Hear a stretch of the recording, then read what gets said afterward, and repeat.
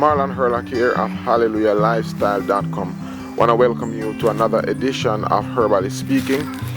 This morning I got up and I have been scouting my yard to see which herb to feature. As I said, that I would have started the feature by looking at herbs found right here in my backyard as well as your backyard.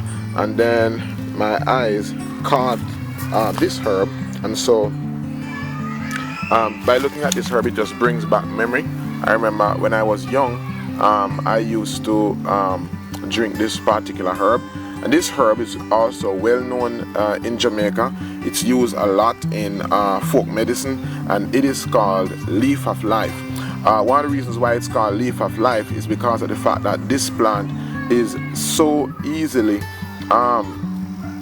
planted or transplanted just by getting a leaf of this plant. Just by throwing down one leaf, breaking off a leaf here and placing it on the ground, this plant can catch just like that. And so it symbolizes life. And so leaf of life is, its scientific name is Bryophyllum calcinum or Bryophyllum pinnatum. And leaf of life is a succulent plant, so it's a very succulent plant. It grows in, it can resist drought. It can go through periods of drought for a long period because of the amount of water in it. So it is a succulent plant that is used, as I said, in folk medicine. It is a good remedy for hypertension. So those persons who are hypertensive, this herb is very good for that.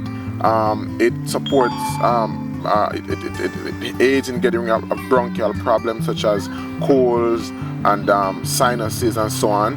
It is also used to treat ulcers, to treat bruises, to treat insect bites. The juice, if you get the plant and if you were to juice it, the juice from this is a very, very powerful antibiotic and aids in removing earache. So you can get the juice, especially if you can add some garlic to it. You can put it inside the ear for persons who have ear infection. This plant is used, it's used a lot for babies, so it is one of those mild medicines, herbal medicines that is used a lot for babies, especially when babies have cold or when babies have any type of allergy and so on and so forth. So it's used for swelling, it's used for arthritis, it's used to get rid of worms, it's used to clean the bladder. The tea basically is used to get rid of asthma, as I said before, and shortness of breath. By placing the back of the leaves on open sores, cuts and wounds, it will promote healing, it stops bleeding, as well as it prevents infection. So a whole host of benefit from this leaf of life. In countries like Puerto Rico, the fresh juice basically maybe squeezed into the ears, as I said before, for ear infection, and it's also used for problems of the eye as well. The stem as well as the leaves can be placed in water and taken daily to rid the body of mucus and all type of mucal matter.